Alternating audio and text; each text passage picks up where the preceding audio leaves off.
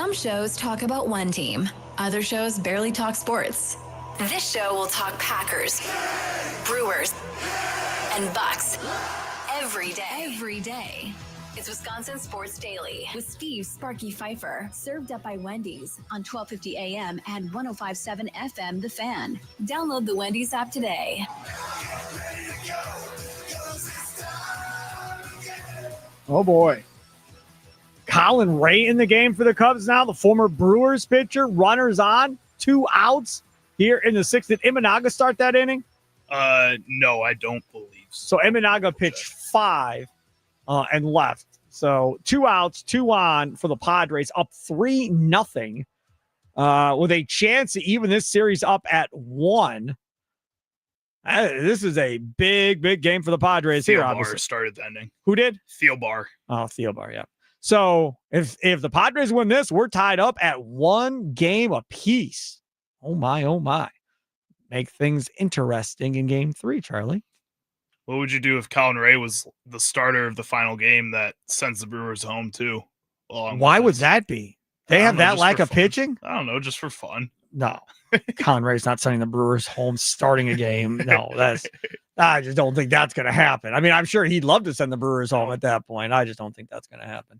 Cubs get out of the inning with the ground out. So bottom of 6 coming up. Padres on top of the Cubs.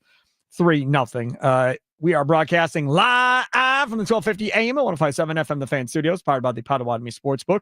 Sparky here, Charlie Usen, other side of the glass. We'll talk more about the Brewers coming up here at 4:20. Things that we missed coming up at 4:40. Some interesting news coming out of the Big Ten. If you didn't see, apparently there is some Saudi Arabia money coming in to buy EA Sports and take that over.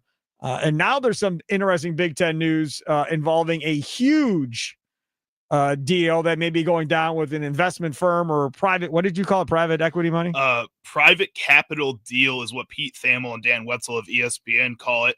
The Big Ten is in discussions about a private capital deal that would infuse at least $2 billion to the league and its schools. The discussions include a 10-year extension of the league's grant of rights until 2046, sources told ESPN, which would ensure long-term stability in the Big Ten. What is that Saudi money? Then what? This is a kind of a huge deal. Like $2 billion is a lot of money to just be getting out of nowhere. Well, they're not going to get out of nowhere. But... No, but up until now, I mean, this has all kind of been behind doors. The Big Ten said they've been working on it for a couple weeks now. This is something that they've been building up. But like this kind of feels out of nowhere to the average fan looking at this situation. What does the SEC say to this? They're going to find their own $2 billion. You think so? They're going to find their own $4 billion. $2 billion is a lot of money, man. This sounds like the Big Ten. It was the Big Ten and the SEC together this whole time. Like that's those two versus the NCAA and everybody else. I wanted to stick with NCAA and that they're the ones driving all this. This kind of feels like the Big Ten going, we can do better than the SEC. We can prove that we can be the top dog and they're our little brother. And then we can help them instead of the SEC helping the Big Ten. I'm very intrigued by where the money is coming from and who the money is coming from going forward here. So that's something to keep an eye on as far as what's going on with the Big Ten. But we need to continue to talk about the green and gold. It's time for your green and gold update on Wisconsin Sports Daily, powered by the Potawatomi Sportsbook on 1250 AM and 105.7 FM The Fan with Steve Sparky Fifer. All right, green and gold update time. Where would you rank the Green Bay Packers in the NFC North as of today? Where would you rank the Packers in the NFC North as of today at this moment as we sit here on Wednesday afternoon on a bye week now for the Green Bay Packers before they come back and play host to Browning and the Cincinnati Bengals next Sunday, a late game, like a 3:25 start next Sunday afternoon at Lambeau? Where do you place the Packers? I'll give you the numbers and so forth if you want to participate, because I think it's not debatable who won is. That's clearly the Lions. And then you can have conversations of how 2 through 4 rank at that point. Nicolay Law Fan Talk, text side 414-677-1250, 414-677-1250, Facebook and Twitter at The Fan Milwaukee. Sound off with a recorded voice message on the Odyssey app. That, of course, is there for you 24 hours a day, 7 days a week. regardless if it's a topic we're talking about or something crazy that happens, or your opinion watching a Brewers game, maybe in the playoffs or a Packers game or whatever. Always there for you. Again, sound off with a recorded voice message on that free Odyssey app. Of course, you can go back and listen to any of the shows on podcast form, wherever you download your favorite podcast app. I would say ranking the Packers in this division right now, I think I would still put them at 2 because the unknown at quarterback is the biggest thing for me right now because J.J. McCarthy is coming back here, folks. So that is still the question mark as far as how much can they really win with J.J. McCarthy at quarterback versus, a veteran quarterback that's been through it before. The Chicago Bears is another interesting test study here because they get off to a bad start to the season. Now they all of a sudden have won 2 straight going into their bye week like the Packers. And now they're 2-2, but playing well, relatively well. And they have a blocked field goal to win this game against the Raiders. They blow out the Cowboys, who the Packers just tied the week prior to that.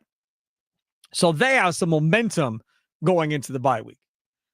You would, again, expect that there is some type of improvement with Caleb Williams and the Bears offense as the season goes on, as Ben Johnson and that offense continue to try and find their groove and their rhythm. Obviously, injuries can derail that if they start getting hurt, but it feels like that offense is going in the right direction for Chicago. Defensively, I'm not so sure on the defense, but offensively, it looks like they are going in the right direction. And then you have the Green Bay Packers, who had 3 dominant weeks from their defense, and then they blew up after an injury to Devontae Wyatt.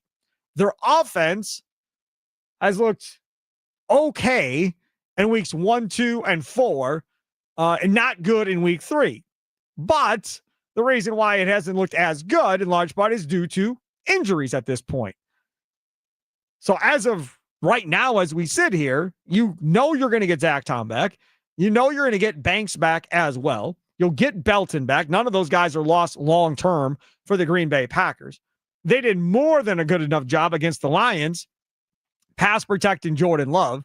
And you feel really good about that line pass protecting. Run protecting, maybe not as much, but pass protecting wise, you feel really good about it. I think if it's me, I still put the Packers 2. I think I would put the Bears 3, and I think I'd put the Vikings 4, only because I'm seeing the Bears offense get better. McCarthy hasn't been playing, so that's an incomplete on offense, and because he's not playing, he can't get better. He's got to learn as the games go on here. We're just going to delay him figuring this out, where Caleb's getting to play every game, just like last year. So for me, it's Bears 3, Vikings 4, as we sit here today looking at the NFC North. What about you, Nicolay LaFan? Talking text line 414-677-1250, 414-677-1250. Facebook, Twitter at The Fan Milwaukee. Johnny Northside, you're next on Wisconsin Sports Daily, served up by Wendy's. What's up, Johnny? What's going on, Sparky? How you feeling today? Doing good, man. How are you? Pretty good. I'm honestly, you talked me into this. I think I am gonna hedge this explanation a little. Lions 1, Packers 1B, and I'm gonna say 1B because we beat them. And you don't get beat like that. First game of the season, last game of the season, the way the Packers treated them, I just can't overlook that. I just can't. But it looked like Lions were turning the form. But like I said, yeah, the way the Packers put it on them, good Lord. So I have to say, we get something for spanking them like that. But they do look like the better team at the moment. So 1A, 1B, I'll definitely slot the Lions in that 1A slot, a half a game, and in that same retrospect, I'm going to say Vikings 3B and Bears 2B. Right, so there's only 1 and 2 spots, A and B next to both of them, because I don't believe in the Bears yet. I just don't. I don't know. They haven't proven it yet to me. It's like you said, they look like they're headed the right direction, but we've been fooled before. Caleb Williams, I do believe McCarthy will come back.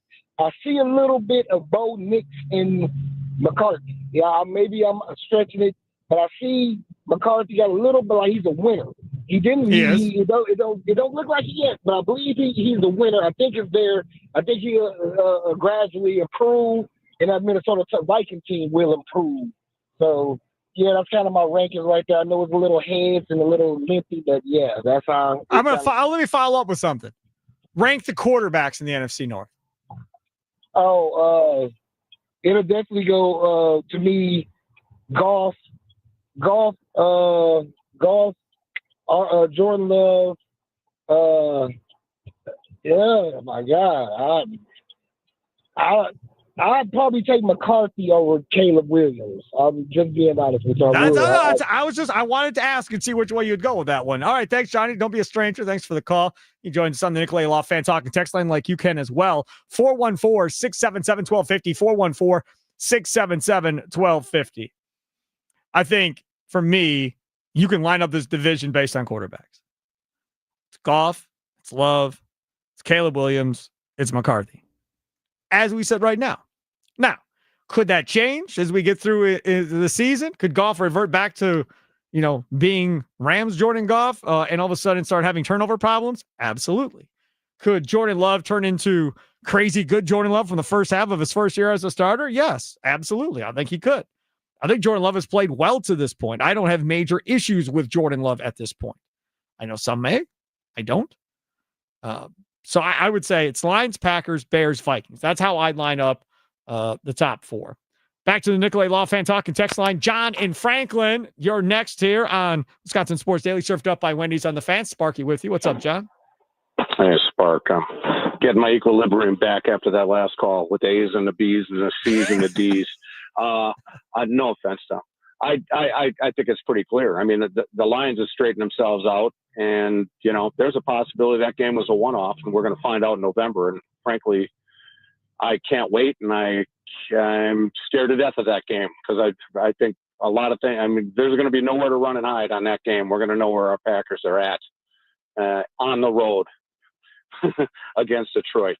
But so you got Detroit, Packers, and I think the Vikings and the Bears are pretty close. This is the thing. When we talk about the separating the Bears and the Lions at 3 and 4, does it come back to the quarterback? Does it come back to the head coach? Does it come back to who has the better defense? Like, what's the differing factor between 3 and 4 with those two teams? That we could sit here for half an hour debating that. I think the Vikings have a better team, but that young quarterback has got a lot to learn, including not wearing your entire face in blackout during a home game in a dome. That was kind of weird. Night game in the eye black. I mean, he looked like he was an Aztec warrior. I guess maybe that was an intimidation factor. Didn't quite pull it off.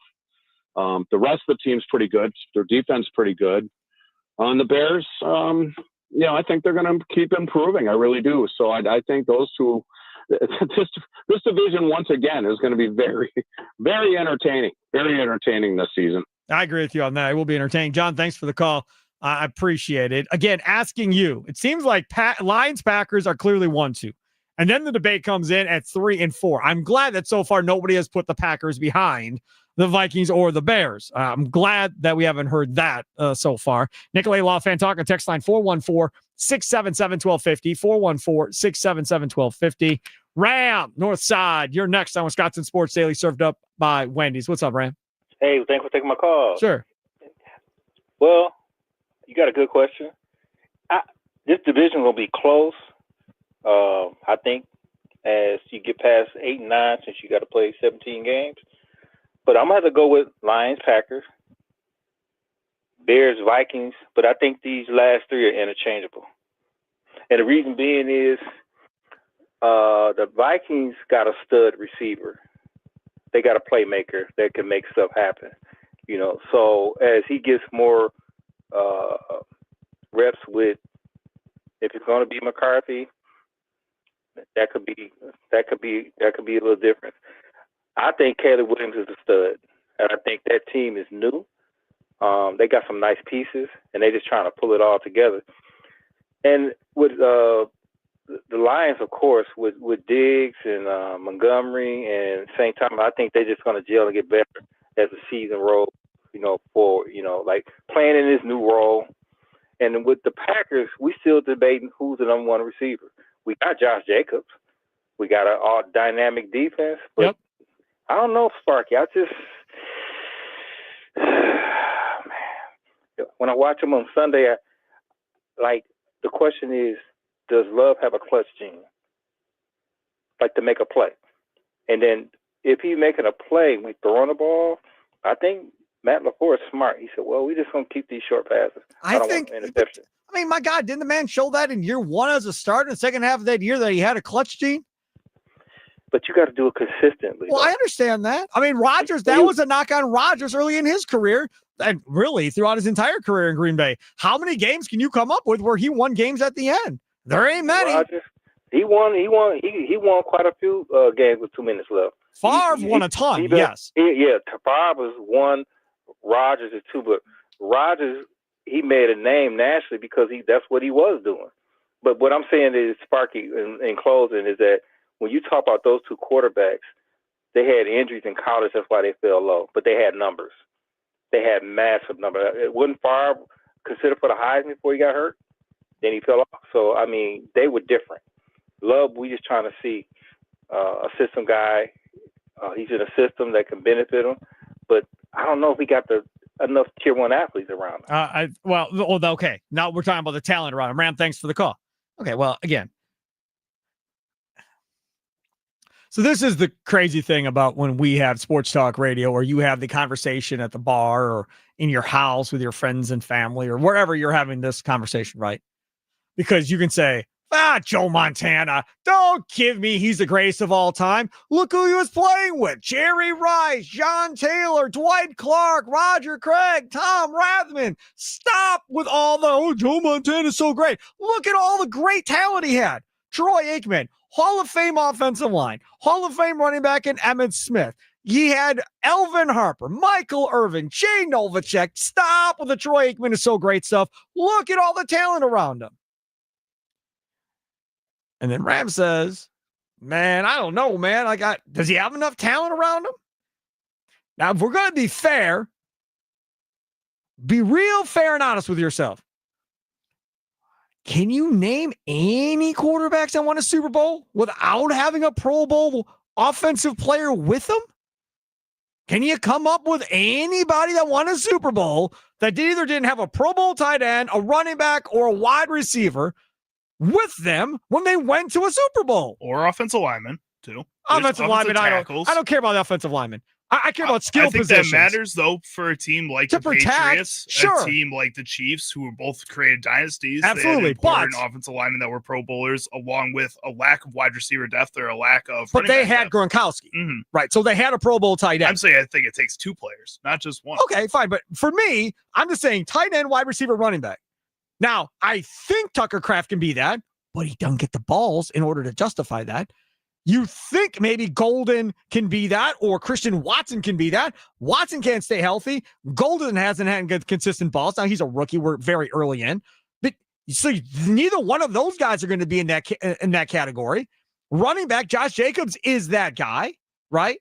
So that also has to be a talking point here, because as much as guys may blast Terry Bradshaw, that's another one. He gets blasted. Why? Well, you had Franco Harris and Lynn Swann and all these guys that he played with.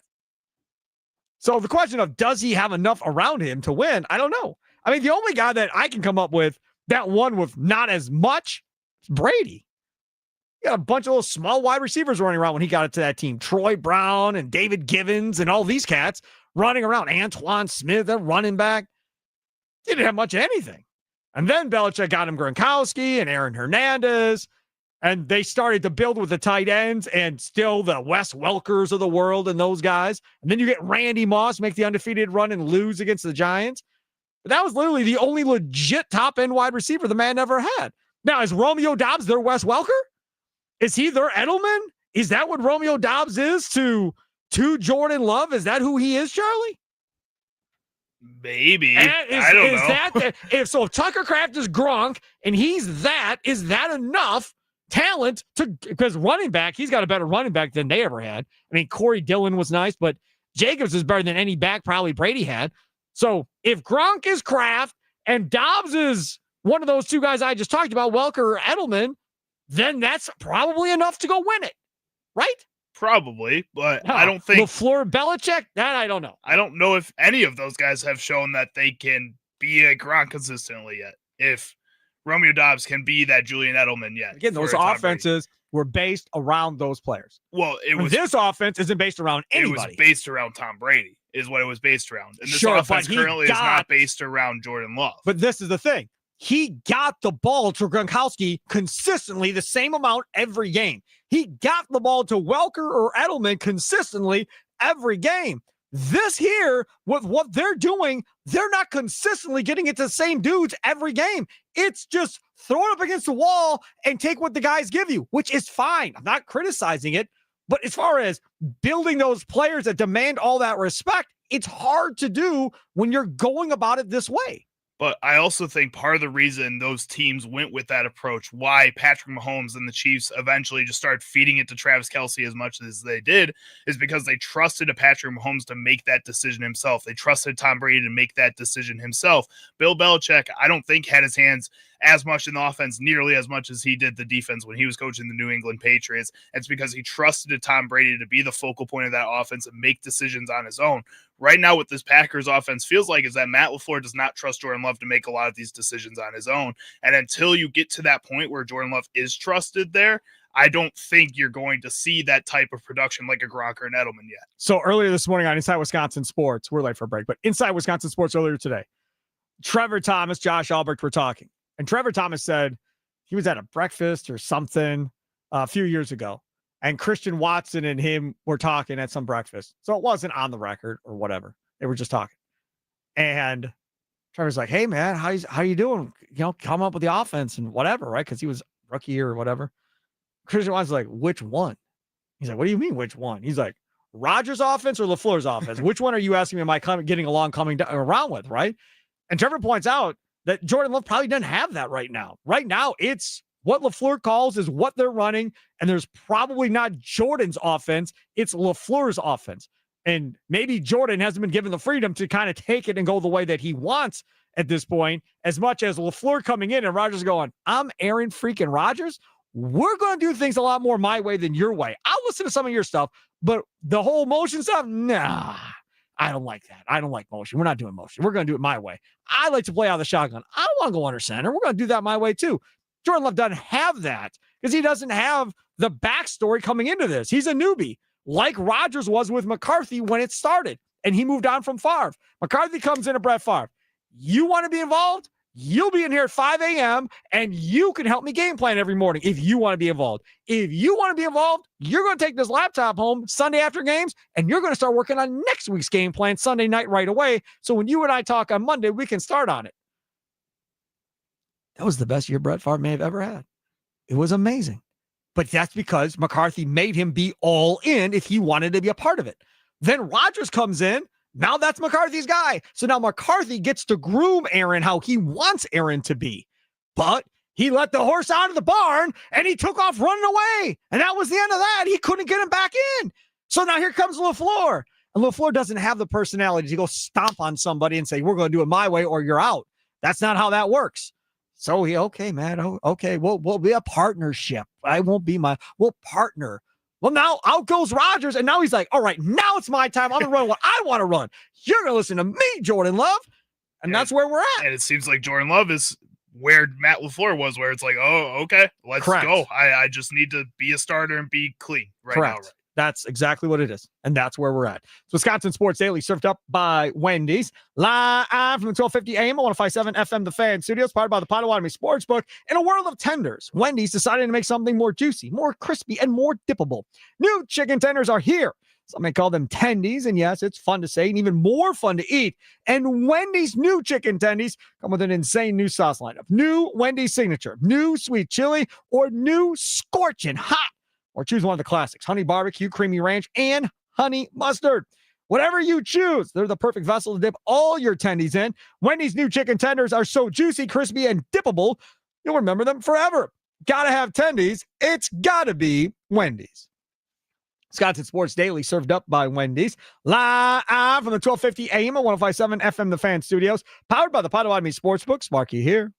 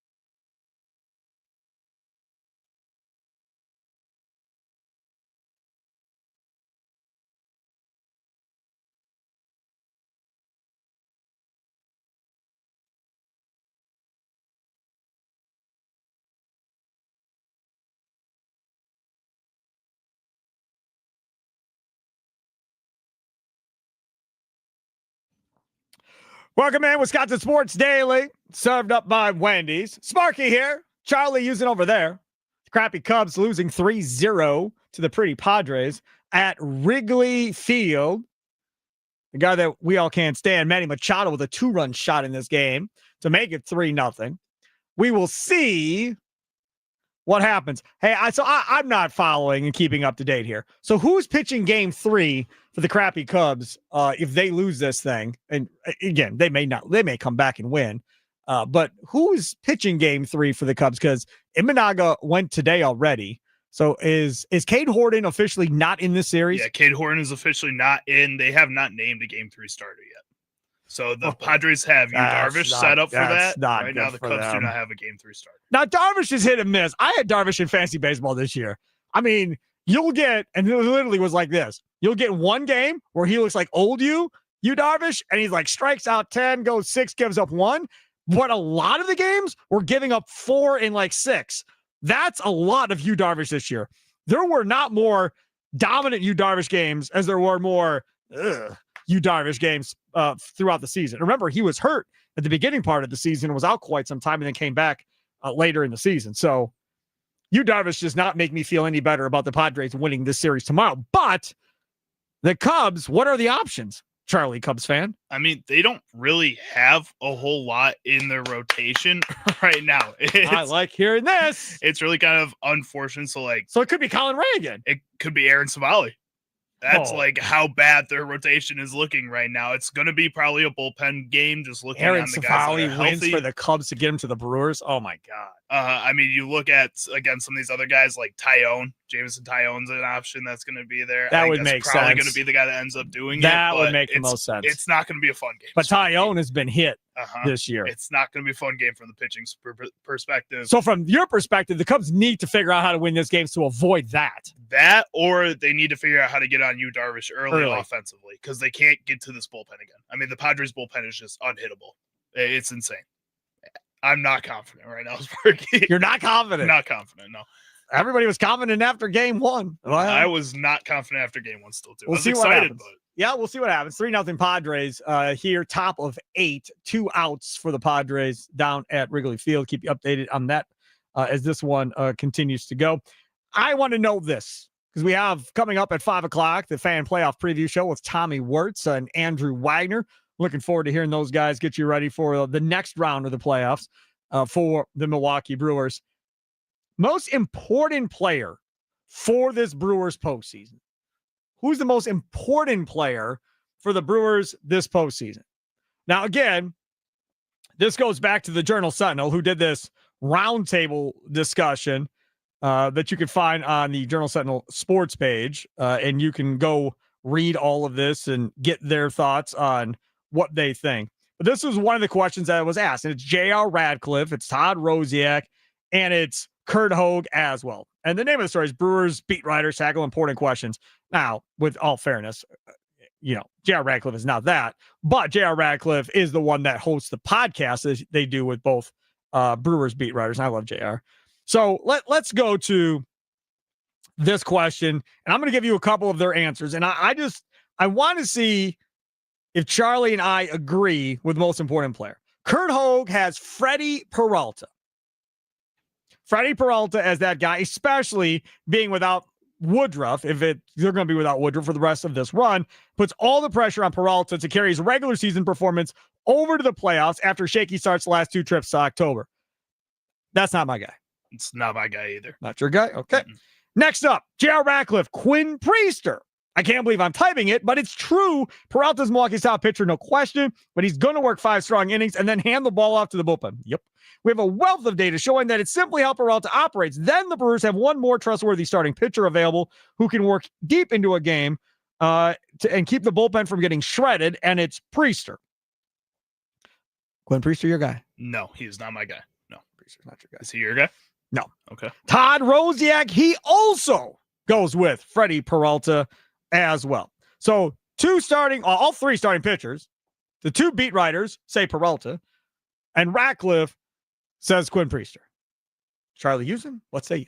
I don't think my most important player is going to be a starting pitcher in this scenario. Mine not either. I think if you look at what the San Diego Padres are doing right now, I think the bullpen's going to come into play a lot more than the starting pitching is going to come into play for the Brewers. And I know you want Peralta, and I know you want Priester to come out in those first 2 games and just dominate, but it would be nice if the bullpen, a guy like Nick Mears, in my mind, I think is going to be extremely important to this Brewers team. I don't know if he's my guy either in this scenario. I think my guy is probably more on the offensive side of the ball. And I think it's going to be later on in the lineup. I think Sal Frelick is going to be my most important player in this lineup for the Milwaukee Brewers for the first round of the playoffs here, at least. Maybe not for the entire postseason. I think with the starting pitchers, like we were saying before, Freddie Peralta, we know what he can do.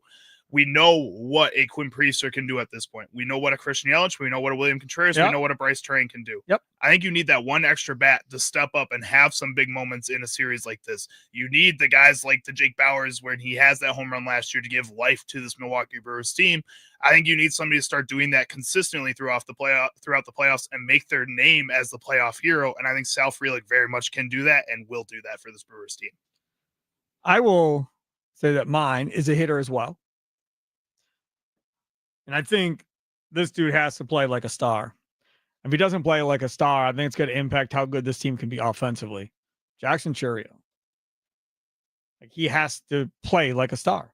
He has to play like a guy that's worthy of getting the gigantic extension that he got from the Milwaukee Brewers. In the month of September, Jackson Chourio hit 200 with a 262 on base and 337 slugging. That sucks. You got to be better than that. Now, you go into this expecting Frelick to be Frelick, Terang to be Terang, Yelich to be Yelich. Hopefully we have good Contreras. Hopefully Vaughn is still Vaughn and playing well, right? So that's what you expect. Chourio can't do this. This stuff here, no. That's absolutely not going to work for Jackson Chourio. He has to, I don't know, NLDS. He's got to hit like 350, 325, 350, somewhere in that area in this series, and have an impact on this game. When there's runners on base, get the big hit. That's what I need from Jackson Chourio. Defensively, whatever he gives you, great. But offensively, he's got to be getting on base, stealing bases, driving runs in, and become that guy that's feared like Yelich. Because right now, I think Yelich is feared to a degree. But now Chourio has to be that other guy of, okay, if you're going to work around me to get to Yelich, he's going to punish you. So you're going to pitch to me or him, figure it out. Now, if they bat Yelich one, then whatever. I'm just not going to be happy. But if they bat Yelich down the lineup and he's after Chourio, then you want Chourio to be that big-time player for the Brewers. So for me, it's Jackson Chourio. If Jackson Chourio hits a $150, 200 in the NLDS, that's going to be a problem for this offense. I think the key to this is that for the most important player, it's not always the players that were maybe the most important in the regular season. Right. It's the players that are going to make the biggest difference in this one series, in this one playoff run. And I think the players that have already been the most important can't be the most important because you need players to take that next step. And Chourio and Frelick has been awesome this season, but there still hasn't been him. It hasn't been Sal Frelick that you're always talking about with this person. It's Bryce Terang, it's Christian Yelich, it's William Contreras. Those two guys, I think, have a really big chance here to, again, make a name for themselves right here on a national stage. Charlie using over there. Steve Sparky Fifer here. Most important players for the Brewers this postseason. Who is it for you? Nicolay Law Fan Talk. Text line 414-677-1250. 414-677-1250. Mason Miller for the Padres has struck out the last 10 batters he's faced, including into the regular season. Suzuki came up with an opportunity in the last inning on a 3-2 pitch. Everybody stands at Wrigley, and he throws 103 up and inside, and Suzuki wasn't even close, I tell you. That dude is filthy that they got from the Athletics. And now they're putting their rookie backup catcher in a pinch hit against him. This is fun. Hey, Ballesteros is real, man. He is. I really like that him. dude can hit, man. I'm sorry. You can call him a rookie backs out, whatever you want. It's just not, he again, can hit. Not giving me a whole lot of confidence. Now he's not going to run very fast, but he can hit. Ballesteros can hit, man. There's some pop in that bat. 298 on the season. Yeah, but again, like you said, going up against Mason Miller, he's got to think of myself. Oh my goodness. Oh my goodness. 1 out, 3-0 Padres, bottom of 8 right now. Mason Miller in there. Not looking good for the Cubs as far as getting to this Padres bullpen late at Wrigley Field. And then game 3, and like Charlie said, no idea what it's going to mean for the Cubs in game 3. Most important player for the Brewers this postseason. I'll throw out another name for you. That is McGill and being able to stay healthy and not end up pulling something or doing something wrong and then back out again, because you're bringing him back. He has not pitched. He's not pitched a game. So I don't know what we're going to get when we see him. I mean, he may go out there in a 1-0 Brewers game and not be on, trying to shake off rust, and it goes sideways on him. Good God. Could you imagine really can't have a Devin Williams Could situation, you imagine another postseason where a closer blows it for the Brewers? I would lose my mind. I think Tommy would have an aneurysm. Yeah. I'm telling you, like that, but that's realistic. Like, you couldn't even get mad at him. He hasn't pitched in a month or whatever it's been. It's been forever. So that's something else nobody's talking about that I'm waiting to see what that looks like when he gets back out there. All right, coming back. Things that we missed on today's show. Straight ahead, it's Wisconsin Sports Daily, served up by Wendy's, live from the 1250 AM at 105.7 FM The Fan Studios, powered by the Potawatomi Sportsbook. Still to come, 5 to 6, the Fan Playoff Preview Show with Tommy Wirtz and Andrew Wagner, coming up at 5.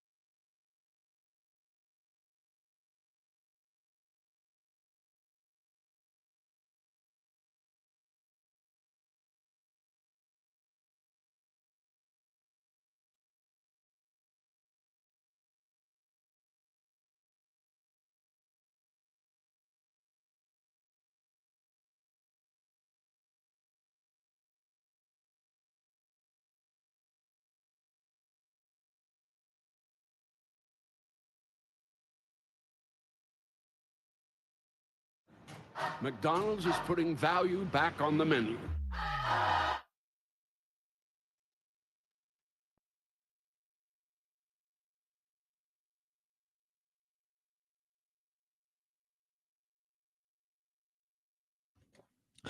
Welcome back. Wisconsin Sports Daily, served up by Wendy's.